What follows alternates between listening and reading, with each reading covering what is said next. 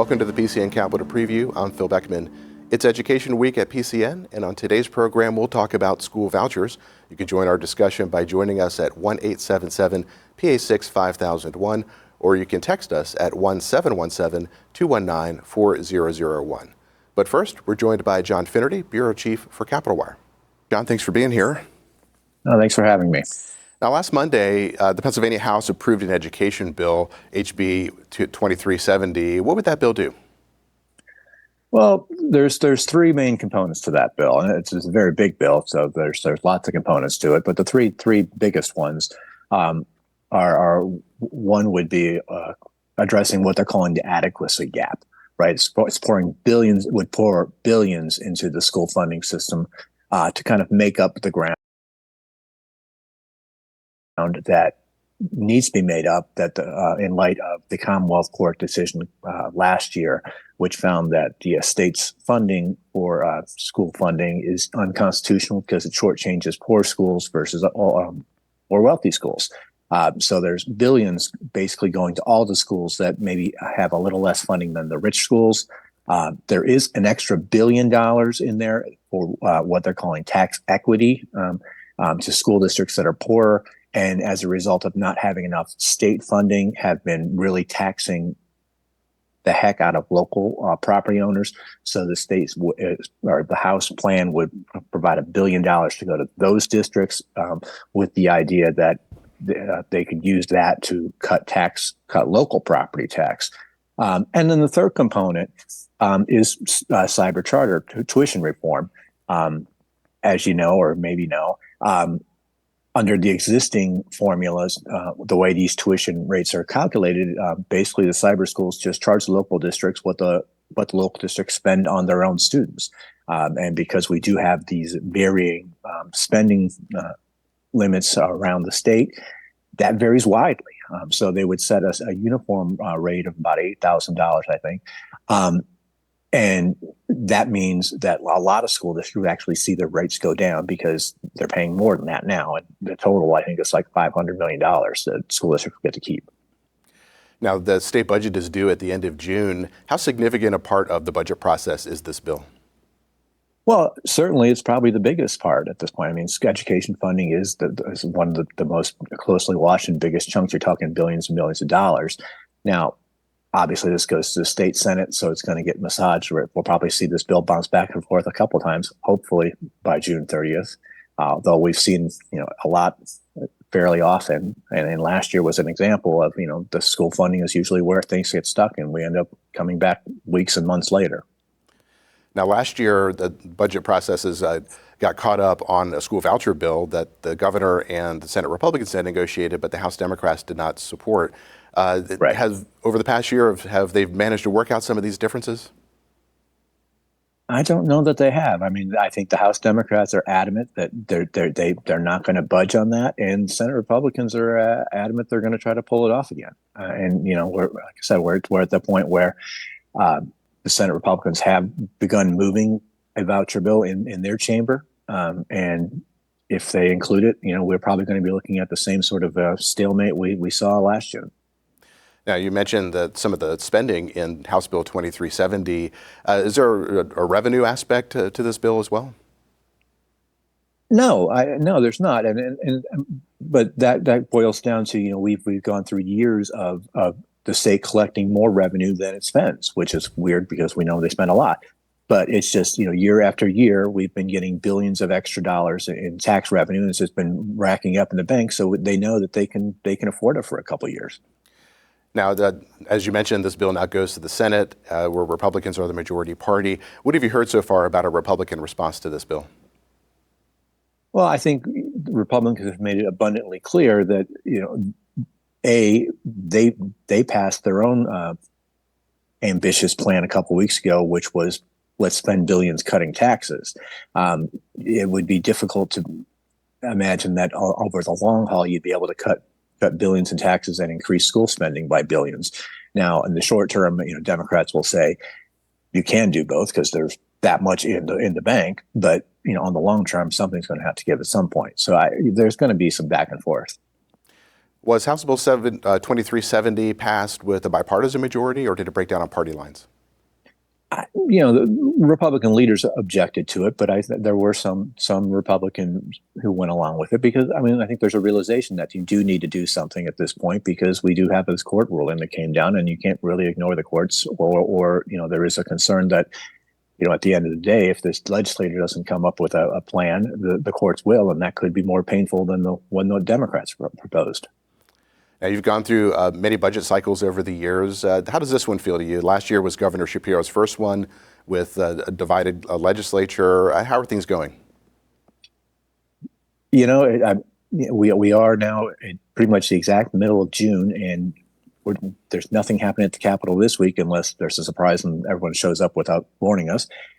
And we have really done very little on the budget other than the education bill and this tax bill that the Senate passed.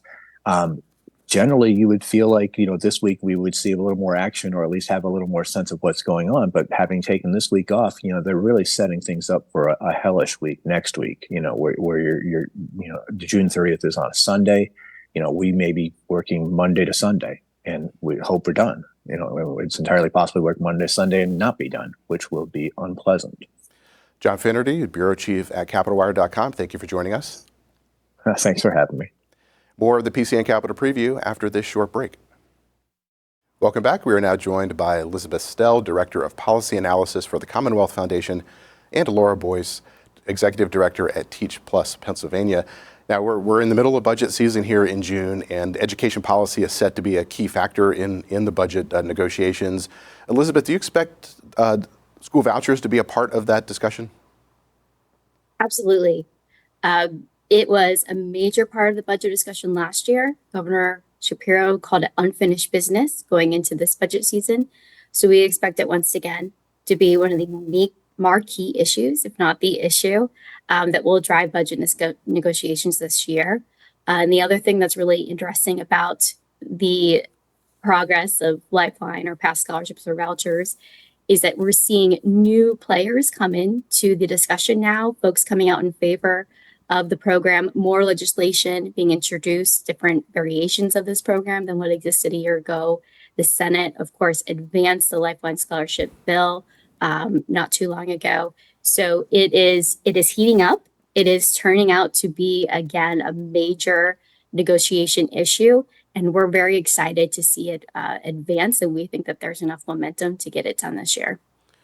Laura, how do you see the role of vouchers in this year's budget negotiations? I see it as a big distraction from the big task before the General Assembly, which is to develop a remedy for our unconstitutional school funding system. That is the number one task before the General Assembly. It's one of their few specific constitutional obligations, and a Commonwealth Court judge over a year ago said that it's their responsibility to fix it. So a school voucher program doesn't get us $1 closer to a constitutional funding system. And so I hope that this will be recognized as the distraction it is from the real work that we need to do to ensure that all of our students have access to an adequately funded public education system. Well, let's take a step back for a moment and look at vouchers kind of in a bigger picture. When did vouchers start to become a political issue? Well, I think it's been something that's been talked about for a long time. We've been focusing more in Pennsylvania recently on expanding the tax credit scholarship programs to give parents an alternative. And now we're shifting in the last couple of years to this idea of some people call it an education savings account, some people call it a voucher, this idea of a separate pot of money that would allow the funding to follow the student to the school of their choice. And that's basically what it is. It's putting the parents in charge. It's empowering the families to make a choice for families that don't currently have that choice. Many families in Pennsylvania can afford to move to a better school district, or they can afford private tuition to another type of school. Families stuck in these low achieving schools, which is the target of these school vouchers, these Lifeline scholarships, they don't have that choice. And so what we're doing is saying, let's equalize the system. Let's allow these families to have the same choices that other families already enjoy. And this is an additive to what we're already talking about with basic K through 12 education spending. We can continue to have a conversation about how much more should we spend, but let's also try this avenue for immediate relief for the families that are stuck in failing schools. There are schools in our Commonwealth where none of the kids can do math at grade level. that's a travesty. That's an emergency. So this voucher program, this lifeline is about helping those kids right now. They can't wait another 5 years, 6 years, 7 years for a full funding formula to go into effect. They need help immediately. And this Lifeline Scholarship proposal delivers that immediate relief. The problem is that we are throwing them a lifeline to schools that have no academic accountability. We don't know how many students are performing on grade level in math or reading in these private schools because they are not subject to the same academic accountability measures that public schools are. When we look at research on other voucher programs in other states, we find a lot of evidence of worse academic outcomes. One leading researcher has found that programs in Ohio and Louisiana had more negative effects on student outcomes than the effects of the COVID pandemic and Hurricane Katrina. And so it's selling a false bill of goods to parents to say, here, we're going to give you a lifeline to schools where you won't know your students' academic outcomes. We're calling it school choice for parents, but it's really the school's choice whether they're going to accept your student or not. They can and do discriminate against students based on religion, based on disability, based on pregnancy status and other things. And so while I certainly support and have worked in low achieving schools as a teacher and a principal, I truly believe that we do need to continue to improve outcomes for students. The evidence just isn't there that voucher programs are the way to do it. And if we want to look at the research in terms of how do we improve outcomes in those most underperforming schools, which are generally also the most underfunded schools, it's improved student funding. It is improved teacher quality, which also comes along with additional resources.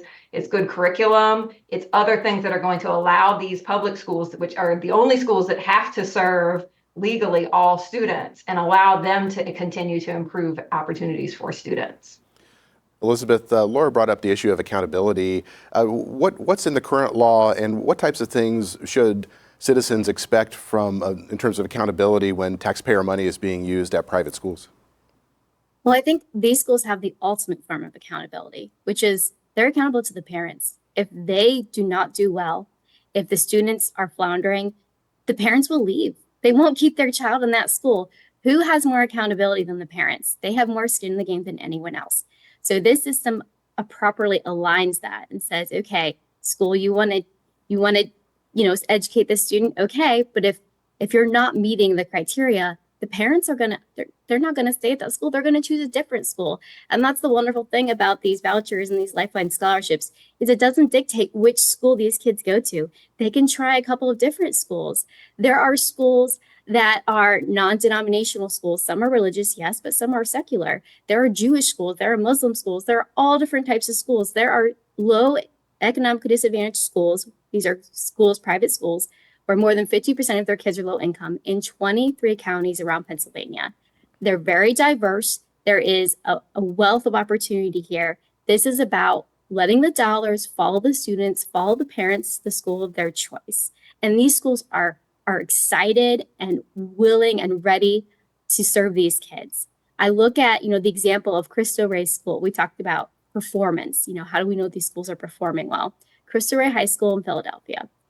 They are in the same legislative district as Overbrook High School in Philadelphia, one of those schools where none of the kids can perform math at grade level. 100% of their kids get into college. I mean, that's accountability right there. Do you believe that they should have to issue the PSSAs and release the same data that you're pointing to of these public schools that is causing them to be labeled as failing? Would you support adding that accountability measure to the law? I would love to see a study done of Pennsylvania's public and private schools because I think they would stand up to the test. But I also can't think do that it's up study to those until we schools. insert that legislation. Would you support them having to follow the same academic accountability and non-discrimination requirements that public schools follow? Those schools do have their own standards and they uphold them. And if they are not serving those students well, those students won't go there anymore. But why does it make any sense to trap kids in schools that aren't performing? And then when we talk about discrimination already, we talk about discrimination. Public schools discriminate. If you don't live in a certain catchment zone, you can't go to that school. So there's discrimination on the public side as well. So let's get rid of those borders entirely. We would be very much in favor of open enrollment for schools. And again, let the funding follow the student to the school that's best going to meet their needs. That's what this is all about. Empowering the families, letting them make the decision.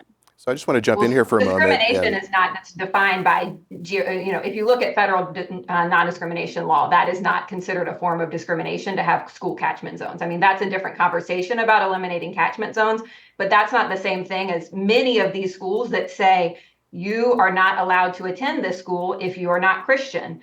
If you are LGBT or if you have an LGBT parent, you are not allowed to go to this school. We reserve the right to expel you if you become pregnant. That is actual legal discrimination, which is allowed for private schools and not allowed for public schools. So I just want to take a step back here and talk a little bit about how vouchers work. So where does the money go? If the money comes from the state government, where does it go? Does it go to a school district and then to a private school or directly to the school? How does that process work? The way the Senate legislation is set up, the money would be managed by an account that the Treasury would oversee, the state Treasury would oversee, and then the parent would be able to choose a school they want their student to attend, and then that funding would go to that school. So there is an oversight mechanism there because it runs through the Treasury. There would be audits that would be conducted to make sure that everything is on the up and up. And again, if you have bad actors, they're not going to be eligible anymore. So again, this is about who is in charge in the system. It's the parents. And who has more skin in the game than anyone else? The parents. They're going to choose the best school for their child. And there are lots of options. So this idea that schools will pick and choose, I mean, there are Catholic schools in Philadelphia with hundreds of seats. They would love to serve these kids. And it's just a matter of the resources to do it. So if our low achieving schools continue to fail our kids, let's give them an option. Let's give them a way out. And that's what this is all about. It's about empowering the parents, empowering the students, while we can continue to talk about what do we want to do for basic education funding K through 12, because we've increased funding by $5.4 billion over the last decade, and we still have these same issues. Let's do a yes and solution. Let's try something different, because there's lots of research out there. I know Laura cited some research. There's a lot of other research that shows when you give more options and more choices, the public schools improve too. Everybody wins. All boats rise. So, Elizabeth, you're saying that many schools would love to accept more students and that they don't discriminate. So I just would ask again, would you support private schools that participate in this voucher program be required to follow the same non-discrimination standards that public schools are required to follow? Private schools should have the ability to set up the school however they want. That's the beauty and strength of the system, is that it gives them the ability to customize the education, to create a very tight-knit community. And there are, I mean, you mentioned— No, they could discriminate and they could refuse to allow some of these students that you said that you're so concerned about. They might not actually be able to be admitted into a school. Oh, there are lots of options. It's a complete falsehood to think that there would be no school that would admit a child with this scholarship. What about a student with special needs? With special needs? Oh, there are actually private schools and charter schools actually that target special needs students. In every single county in the Commonwealth, there's one of those? There are lots of options. And what we need with this scholarship program is it would enable more of those schools to develop and serve those capabilities. And so this is really just a conversation about tapping into the resources, the opportunities that already exist to serve these families. And let's not get into this false dichotomy of, well, if we can't help all kids, we shouldn't help any kids. That doesn't make any sense at all. Let's help the kids, as many kids as we can right now, and continue to talk about other ways that we can improve the system. Again, this is a yes, and this is not an either or. The governor has said this. This is about helping all students as many different ways as we can. And we know that when the funding follows the student, that's the ultimate form of accountability. And so as we look at what the landscape is in Pennsylvania right now, what the Supreme Court actually said was we need an equal opportunity for all students. And so the Commonwealth Court serves that. This serves that. If you look at what the judge said, she said, let me pull the exact quote. It is a more equitable, instead said lawmakers should work to ensure that every student receives a meaningful opportunity to succeed. Meaningful opportunity to succeed. That doesn't necessarily mean throw billions more dollars into the system that hasn't rescued a lot of these kids. It means equal opportunity. That creates a lot of opportunity for the legislature to customize a solution here. And we think Lifeline scholarships is a key part of that solution. Key. I mean, these 77% of voters support Lifeline scholarships. They think this is a good idea. And over 80% of voters say we spend enough on public education. When they actually learn the numbers, they say, oh yeah, I think we spent enough. So it's not about how much resources necessarily, it's about how those resources are used. And So Elizabeth, can I just ask you a question? scholarships is about changing the way those resources are used. So what do you interpret the major decision of the Commonwealth Court? What was the crux of her argument? You don't believe it was anything about money? Judge Jubilier, her argument did not say that the current school funding system discriminates against students in low wealth districts specifically because of inputs. And she said inputs such as funding, courses, curricula, and programs, staffing, facilities, and instrumentalities of learning. She did not say that those are inadequate and that the solution will include money, although it might not be exclusively limited to money? I think there are lots of ways we could reallocate resources. Absolutely. I mean, with this program we're talking about, she said inadequate. but there's a way to make those resources adequate through reallocation. I mean, let's also consider that school districts have $6.8 billion in reserve funds right now. Okay, that is not an indicator of a system that is desperate for funding. If they're sitting by on that standard, should we be closing down all cyber charters, which have vastly they greater? Have lots. They do have reserves as well. Very much higher. But there's one key difference: they can't tax. They do not have the power of tax. So they have to have significant reserve funds. And some school districts have adequate reserve funds, but there are many that have excessive reserve funds. So I think we just have to go back and understand how much money we're actually spending on public education and that we've increased it significantly over the past decade. The Commonwealth Court did look at that, and she said that she saw that there had been increases. She said that when you take into account of inflation and rising mandated costs, that those have not actually been sufficient. And the decision of the Commonwealth Court was that our system is unconstitutional, specifically because it inadequately funds low wealth districts. And as you talk about reallocation, every dollar that we reallocate to a private school voucher program is $1 less we have. It's not a reallocation. Our public it's a new pot of money.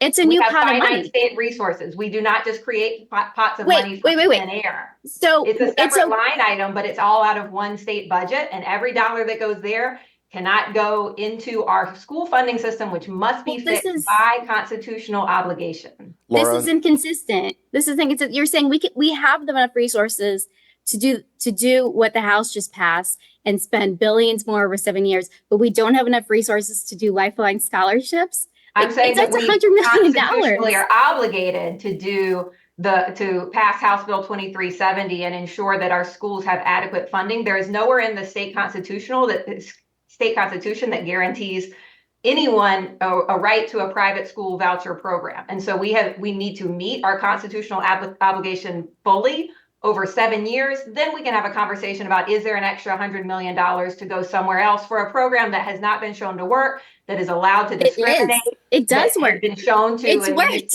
Let me jump in here for a moment. Laura, I just want to talk more about the Commonwealth Court decision. Sure. If vouchers are not part of the program, what type of policies would you like to see in place that would accomplish what the Commonwealth Court was looking for?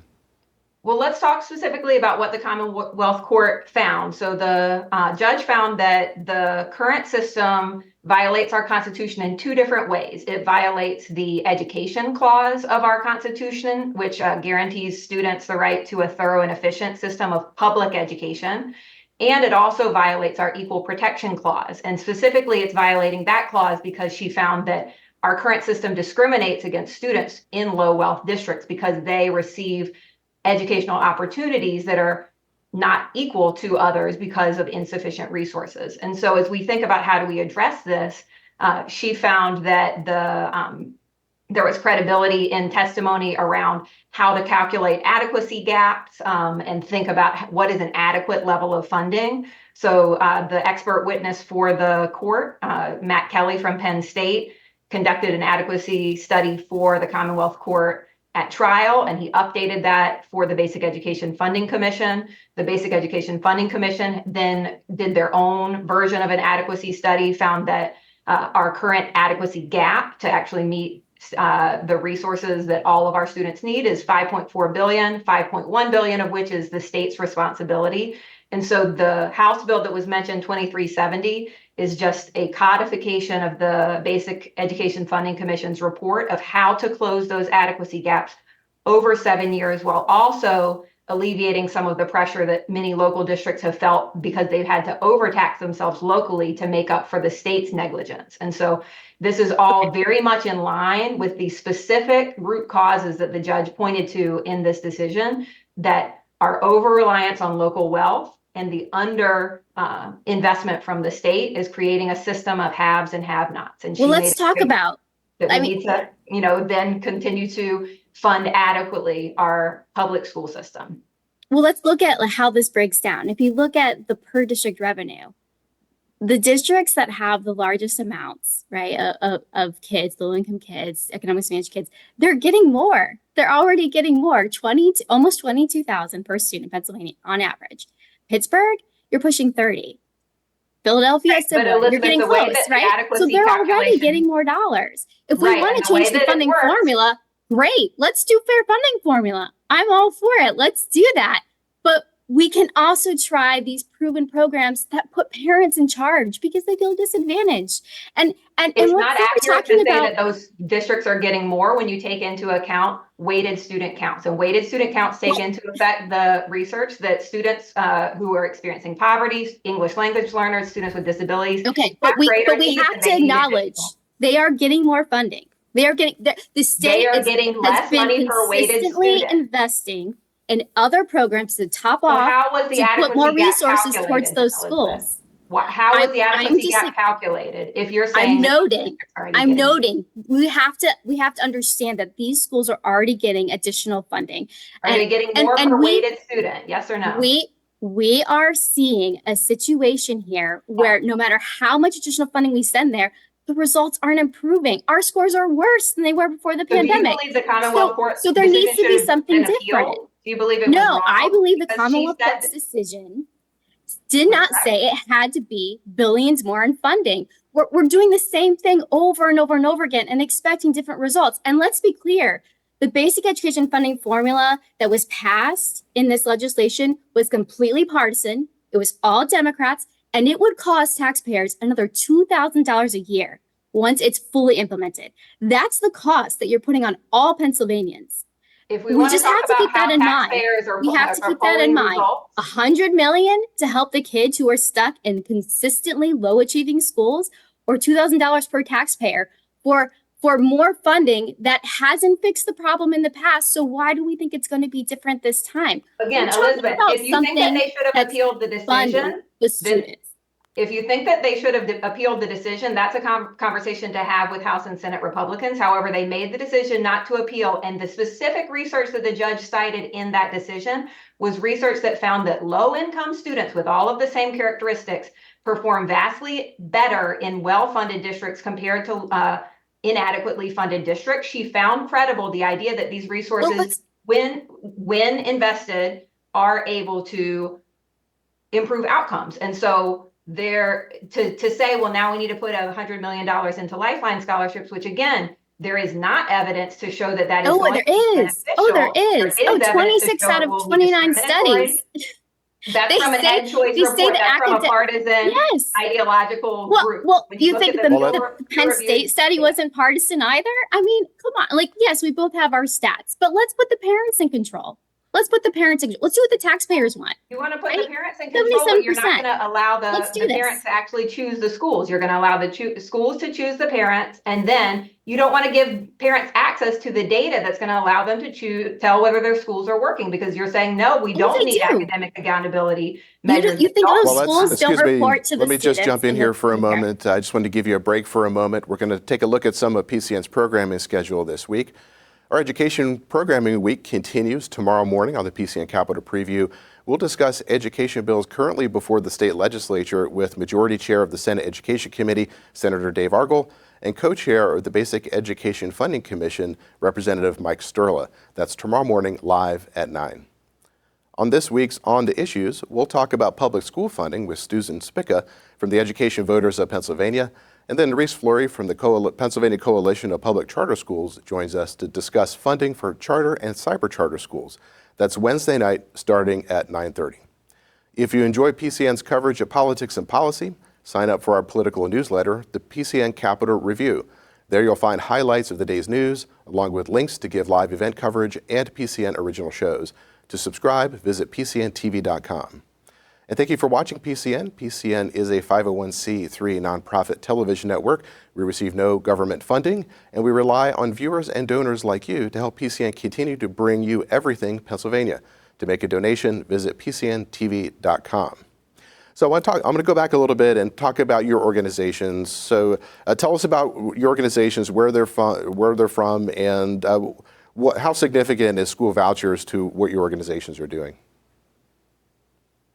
I'm happy to jump in first. So Teach Plus Pennsylvania is a chapter of a larger national education nonprofit that empowers excellent, experienced, and diverse teachers to take leadership over key policy and practice issues that advance equity, opportunity, and student success. We work with teachers on both policy and practice issues across Pennsylvania, including a teaching policy fellowship where they work to actually advocate for equitable policy solutions, one of which is equitable school funding. And so when we think about what's the connection to school vouchers, we think about the fact that oftentimes when we look at other states with voucher programs, private school voucher programs are siphoning away resources that could otherwise be going to public schools. We see that in many of these states, these programs are rife with fraud, that they are oftentimes funneling parents into sort of subprime schools that are getting really terrible outcomes, sometimes closing. And so when we think about our ultimate objective in ensuring an equitable and equitably funded education system, we really see a need to play defense on school vouchers, as it can be a slippery slope that makes it harder to not only fund, but to support and sustain a public education system, which we do believe is, at the foundation of a well-functioning democracy and economy. So the Commonwealth Foundation supports public policies to help all Pennsylvanians flourish. So we work on education, absolutely. We work on lots of other issues as well, the state budget, any tax fiscal issue at the state level. We're here pursuing policies that are going to provide maximum freedom for individuals and help all Pennsylvanians live their best life. And the reason that education is so important to that is because we know it's critical in terms of long-term success for individual Pennsylvanians, in terms of helping us compete as an economy, as a state. We're not just competing against our neighbors, we're competing on an international stage. And Pennsylvania has a lot of issues. We have an aging population, we have a declining population. We're losing a lot of business and investment to other states with much more favorable policies. So we have a lot of work to do, but we're very excited to advocate for lifeline scholarships, for vouchers. We're very proud of the work we've done on education tax scholarships, because we understand that when the funding follows the student, that is the ultimate form of education accountability. And that's what the parents want. That's what the voters want. This is a winning political issue when you poll it. It's not a mistake that we have a governor who campaigned on this, that we do have a senator in the Democrat Party advocating for this. This shouldn't be a partisan issue at all. This is very clearly about what's best for the kids and families in Pennsylvania. And so we're very excited to see this moving forward. And we think this is going to be key to really changing the trajectory of Pennsylvania and helping us compete in the 21st century. So I want to talk a little bit about teachers. Laura, for some time now, there's been concern about teacher retention and recruitment. What's the current state right now? Or is it still a major issue? And what types of things could be done to recruit and retain teachers? Absolutely. It's definitely still a major issue. We are experiencing a dire teacher shortage crisis in Pennsylvania. What we see is that the state has just recently started to collect vacancy data for the first time. So we have a better sense of how many vacancies we have across the Commonwealth. That's about 2,500 vacancies. We also have about over 6,000 positions that are being filled by teachers on emergency permits, meaning that they are not fully certified, but the district could not find a fully certified person. Taken together, that's about 8,500 additional qualified teachers that we need. If you add to that the annual attrition of teachers that we're seeing every year, which has gone up in recent years, we're looking at about 15,000 additional qualified teachers that Pennsylvania needs, which is 2 to 3 times more than the number of teachers we're producing every year. So we see a lot of different ways to address that, a few different things that we've seen in recent sessions. Student teacher stipends, which is a great financial incentive and has had bipartisan support. Improved data collection is allowing us to better target resources, because we also see this shortage is not being experienced equally across the Commonwealth. And it's primarily in those underfunded districts that they are seeing the most extreme teacher shortage. Philadelphia by far is experiencing the worst shortage of anywhere, but also in many other underfunded rural and urban communities.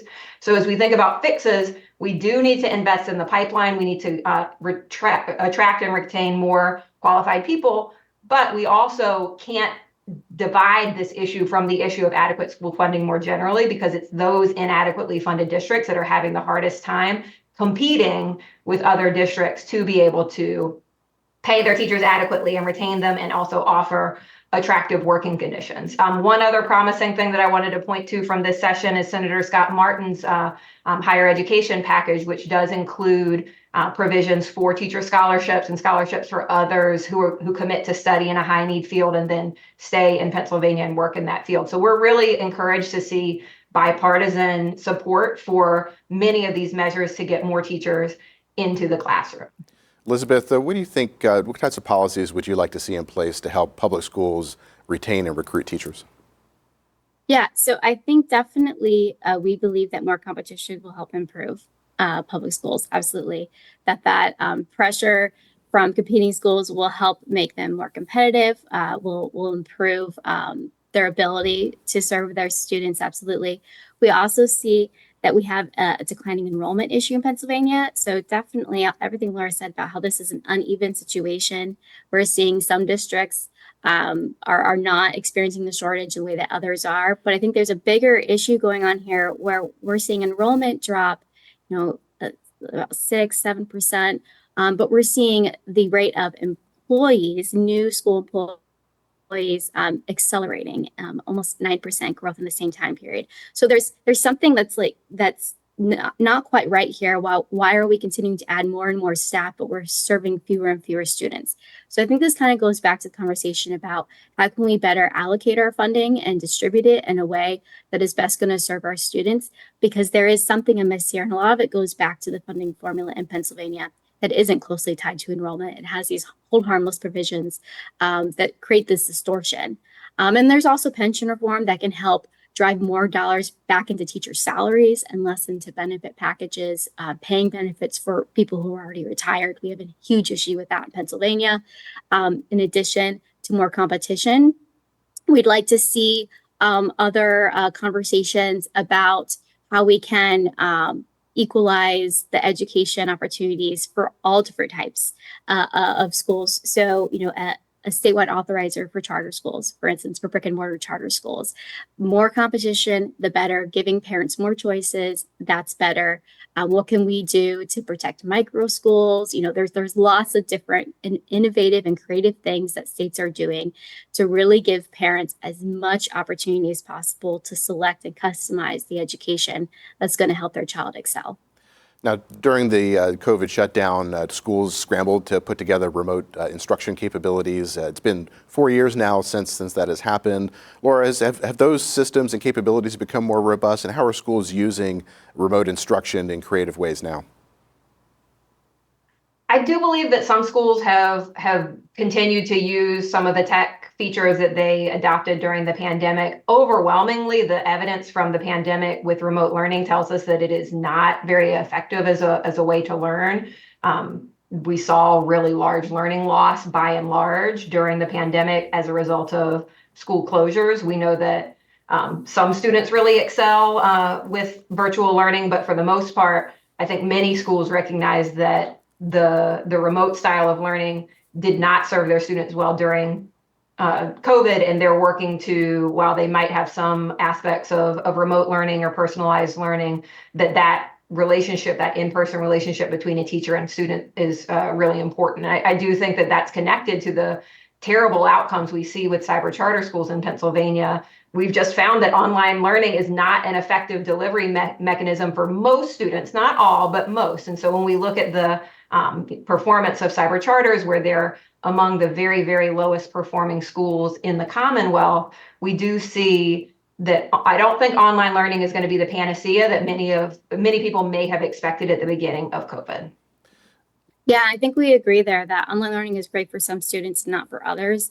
And this goes back to the argument of why you need lots of choices, why you need lots of competition, because students are going to be served in different ways, with different models, with different hybrid styles instead of all online or all in person.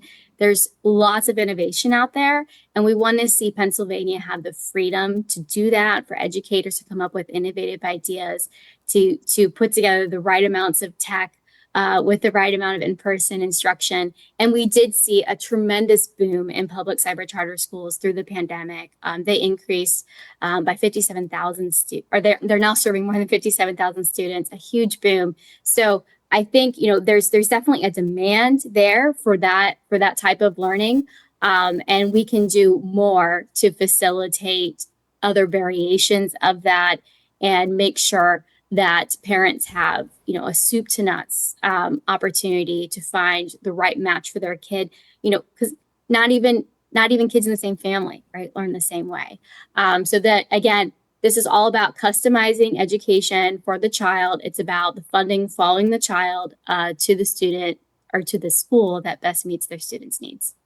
And I think I just to sort of name a fundamental disagreement between me and Elizabeth that I'm hearing coming up a number of times is just this belief in an unregulated marketplace being able to solve all of our problems. I think is just a fundamental difference of opinion that we have, that there's not a role for the state to be regulating, to be ensuring a minimum bar of quality, to be ensuring a lack of discrimination, to be ensuring that schools are held to the same report card and to the same benchmarks. I think that is, when I hear, oh, you just need competition for teachers and that's going to solve all problems. Well, we have competition for teachers right now. There's a lot of competition because we have a shortage of teachers. And what we see is it's not a level playing field. You've got inadequately funded districts who just can't compete. It's not leading to teachers getting better or something. It's just if we sort of turn things over to capitalism in a way without any. Well, hold on, let me finish. If we just sort of say the market's going to decide, I do think it is illuminating for us to see these connections between the people who are really interested in funding and advocating for private school voucher programs and others of these are those who want to see the least regulated form of capitalism, and you then start to ask questions about why are those, how do they see those connections, and why would they be so interested in both as few taxes as possible for themselves, as well as sort of an unregulated we want to see children learn. We want to see children achieve, and we believe parents are best situated to make sure that happens. This is about empowering families, I can tell not you, a system. I certainly do as well. Not a system. This is not about funding a system. This is about funding students, which is very different. I think that's maybe another good way to talk about the distinction here. We're not talking about systems. We're talking about students. Right. And I can tell you my students, Shakir and Victoria and Cachet, and I'm not sure whether you have been a teacher, but I can tell you the students that are in my mind when we have these conversations. And I promise you are not going to be able to say that you care about students more than I do. But I don't think this is a competition. Students can thrive in all different types of schools. There are great public schools. Absolutely. We want to keep those. We want to maintain those. We want to see more of them. And we think offering parents more choices is the path forward.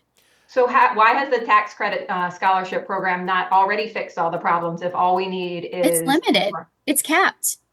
There's a waiting list. But have you seen any evidence of it improving? Have you seen any evidence that it has improved public school outcomes from the Children's Scholarship Foundation just put out a wonderful report. I'm talking about the public school system, not for the students in the. You are saying that this competition is going to make public school outcomes improve as well, but then you're also talking about how terrible public school outcomes are. So, is there any evidence that OSCC and EITC have improved outcomes for the state as a whole? It's rescued those children, no question in my mind, and it will only get better. It will only help improve the system. How can it not?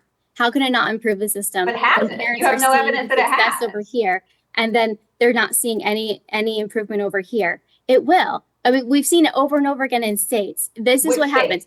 Pennsylvania Pennsylvania has very limited options right now. What we're talking about is expanding those so that we can get We that have a benefit. very robust So we can public get that charter benefit. sector. We have 2 different voucher light programs, OSTC and EITC. They are not voucher No light. They are tax evidence credit that scholarships. there's no Not at all. evidence that Look any at of the them have kids. improved. Look at the kids. Look at their outcomes. Listen to their stories. It's working. It's working for these families. Why are we denying this? Why are we denying this opportunity to more families? They're begging for these options. We only There were have- groups in the Capitol last week asking, pleading with the governor to please get this done. If you go to the events that Jay-Z is holding in Philadelphia, they are poorly attended. I wasn't talking Many about Jay-Z. people who are there are not even clear on what it is. I'm not sure where all of these parents are that you're talking about. I was at the Capitol with over 600 parents a few months ago rallying for adequately funded schools. Let me just end with this. 77% of voters, including the vast majority of urban voters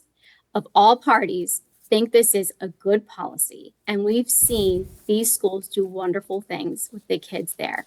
Let's give the students trapped in low achieving schools a way out. That's what this is about. And, if I could just continue the K through 12 funding conversation at the same time. So we only have just a couple of minutes left, and I just want to get a final thought here. I just wanted to touch on the importance of early childhood education to students' later success. We've talked a lot about the different choices and options that people have, but what needs to happen early on in a child's education to build them up for success? How important is early childhood education? I'd love to. Can I just close with one more thought on the vouchers and then pivot to that, if that's okay? Sure. I just wanted to share, because I continue to hear, it's going to be a rescue. We're just saving the children. Think of the children. One of my teachers that I work with makes a comparison between vouchers and cough drops. He lets his students go to the nurse for mostly anything that they ask to go to, except for if they want a cough drop. And the reason for that is because they seem like they should help, but the evidence tells us that cough drops don't actually help. And in some cases, they have side effects that make your sore throat last longer or make it worse. And voucher programs are very similar. When you just tell a parent and you don't give them all the information, it seems like it should be something good. Of course, I want more choice for my child. But when you're giving them opportunities that are really up to the school, that are allowing schools to discriminate, that are draining resources from public schools. They're not draining resources. It's a separate bucket of funding. It's a Trojan horse separate bucket of funding. That can be really harmful to our public school students. In terms of early childhood education, absolutely. The research overwhelmingly tells us that one of the very best returns on investment that you can see is investing in high quality early learning opportunities for students. In Pennsylvania, as in all of these other areas, we have great inequities when it comes to access and quality to early childhood education. So we certainly hope that the General Assembly will consider making investments, particularly around early childhood educator pay and creating a wage scale for early childhood education workers. We only have 1 minute left, so Elizabeth, one final quick thought.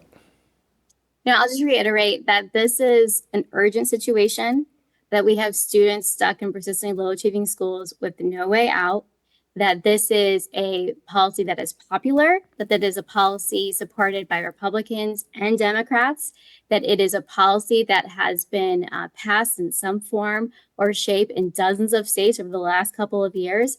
We know it works and the parents are asking for it, and it's time to try it. It's time to do lifeline scholarships. It's time to give these students a way out. Our guests this morning have been Elizabeth Stelle, Director of Policy Analysis for the Commonwealth Foundation, and Laura Boyce, Executive Director at Teach Plus Pennsylvania. Thank you both for joining us. PCN's Ellen Frantz spoke with Representative Darisha Parker about her legislation to supply schools across the state with free menstrual products. Welcome to our program. Your period poverty bill recently passed the House. How did you come up with the idea for this bill? Well, again, thank you for speaking with me about an issue that is very near and dear, not just to me, but to many individuals. I got to give a special shout out to a woman who I call a hero and a shero. Her name is Lynette Medley of the organization The Spot. She is a menstrual and a uterine health expert. She has been in this work way longer than me.